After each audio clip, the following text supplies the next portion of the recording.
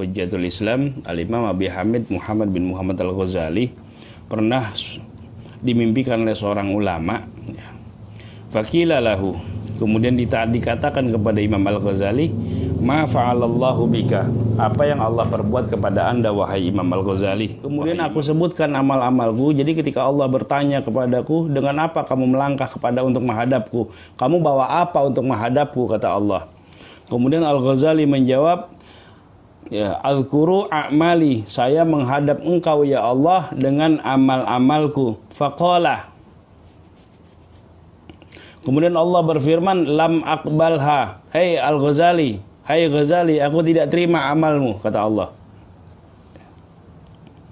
Wa inna qabiltu minka, dan aku menerima, ya, semua amal-amalmu tidak aku terima, kata Allah. Yang aku terima, wa inna ma qabiltu minka, yang aku terima, kata Allah, ya, hanya satu amalmu. Zata yaumin, pada suatu hari, ya, nazalat dzubabatun, pada suatu hari ada seekor lalat, ya, ada seekor lalat, nazalat ala midadi kolamika, seekor lalat, ya, itu sedang menempel di tempat tintamu, litasyarruba minha. Jadi ada seekor lalat, ya, yang minum di tempat tintamu. Jadi kalau anak pesantren itu ada namanya mangsi, ya, mangsi itu tempat tinta. Jadi pakai ditutul gitu, ditulis, ya. Nah, lalat itu, ya, hinggap di sana untuk minum air di tintanya Al-Ghazali. Jadi ketika Al-Ghazali itu sedang menulis sebuah kitab, nah tiba-tiba ada seekor lalat, ya, yang hinggap di tempat tintanya kemudian minum, ya, yang minum di tempat tintanya Al-Ghazali. Nah, fatarokta al-kitabata, nah ketika melihat itu engkau berhenti menulis.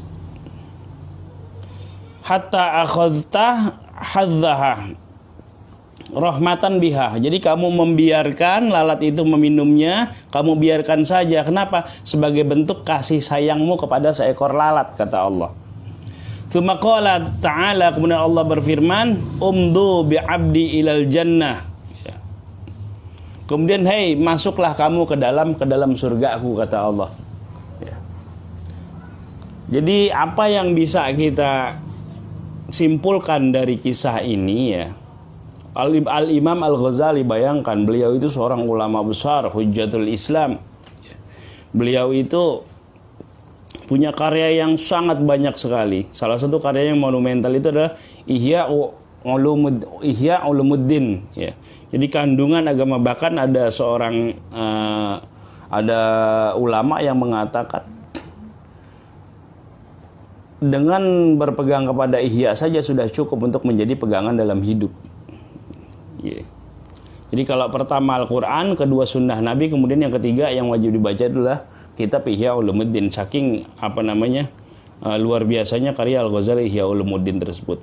Beliau mengalami satu sebelum masuk ke dunia sufi, ya, sebelum bergelut dalam dunia sufi, beliau itu seorang yang sangat rasional. Beliau menulis sebuah kitab namanya Tahafutul Falasifah, jadi kerancuan-kerancuan para ahli filsafat untuk menjawab pada waktu yang marak ahli-ahli filsafat. Jadi beliau menjawab filsafat dengan filsafat sendiri. Beliau membongkar kesalahan-kesalahan para filosof pada waktu itu, yang kemudian, ya, juga dikritik kembali oleh Al-Imam Ibn Rushd dengan beliau menulis Tahafut, ya.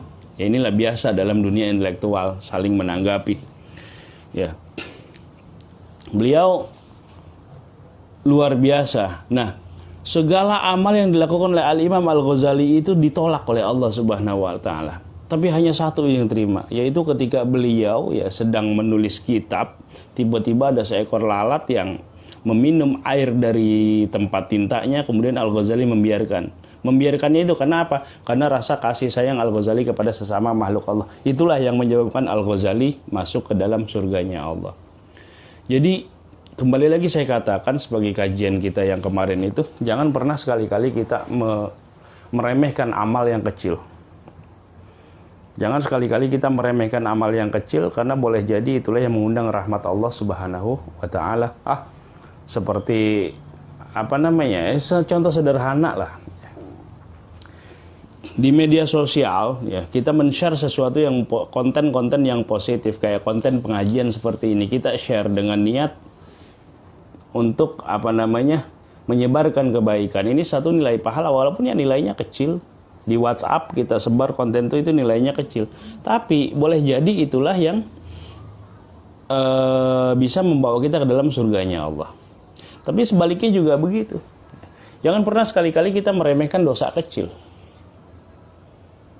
Karena boleh jadi itulah yang akan mengundang murka Allah kepada kita. Bukan soal kecilnya. Tapi kalau kecil kita meremehkan, dosa kecil kita remehkan, ya alah dosa kecil ini nggak jadi masalah lah.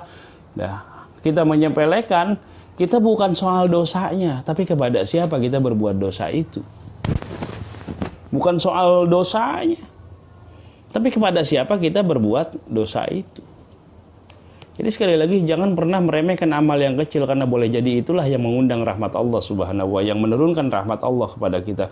Tapi sebaliknya juga jangan pernah meremehkan dosa kecil, karena boleh jadi itulah yang mengundang murkanya Allah subhanahu wa ta'ala. Nah, seperti contoh Al-Ghazali tadi. Jadi dari semua amal Al-Ghazali tidak diterima oleh Allah, hanya satu yang diterima oleh Allah. Sepele, membiarkan lalat meminum dari tempat tintanya Al-Imam Al-Ghazali radhiyallahu ta'ala